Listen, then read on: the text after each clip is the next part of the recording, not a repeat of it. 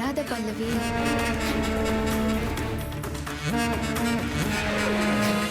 இது தாண்டி என்னோட ஆயுதமே. இதை வச்சு மொத்த பேரையும் காலி பண்ற பாரு.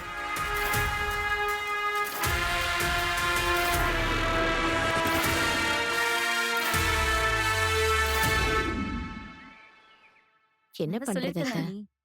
பாத்துக்கலாம். டேய் கண்ணா, சொல்லுங்க நீ. பல்லவி எனக்கு என்ன பண்ணா தெரியுமா? என்ன பண்ணா நீ? மறுபடியும் ஏதாவது பிரச்சனை பண்ணிட்டாளா? நான் நினைச்சேன். அதான் எல்லாரும் வீட்டை விட்டு அனுப்பணும்னு சொன்னது அவளை. கேட்டீங்களா நீங்க? பல்லவி, டேய் கண்ணா, வெளிய வா. கண்ணா இரு. அவளுக்கு போய் இறக்க பாத்தீங்களே நீ. இப்ப பாருங்க அவ புத்தியை காட்டியிருக்கா. ஐயோ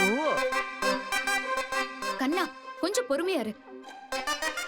பல்லவி தப்பே செஞ்சிருந்தாலும் அவ உன் வைஃப், அத நீ மறந்துடாத. அவ அதுக்கு ஏத்த மாதிரி நடந்துக்கணும்ல. நீ நடந்துக்கிறியா?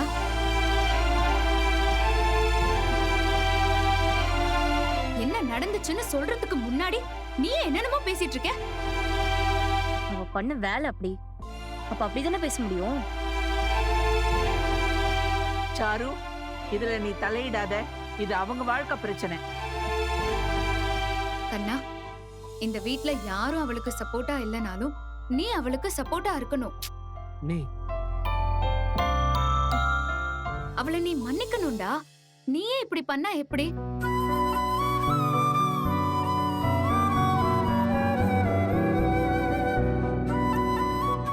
அவ என்ன பண்ணா நீ? ஏதாவது தப்பா யோசிச்சிட்டாளா என்ன?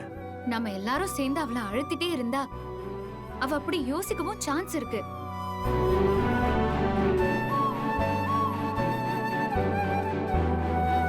பெட்டி எடுத்துக்கிட்டு அவ வீட்டுக்கு கிளம்பிட்டா தெரியுமா? நான் தான் ஃபோர்ஸ் பண்ணி அவளை இங்க இருக்க வச்சிருக்கேன்.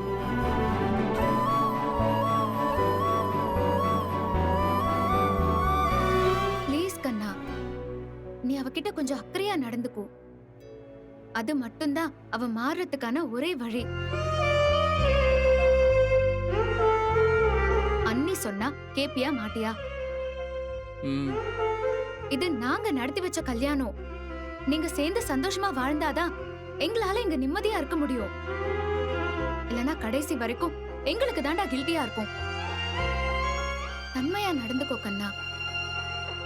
டேய் கண்ணா, இது உன் வாழ்க்கை. விட்டுறாதடா.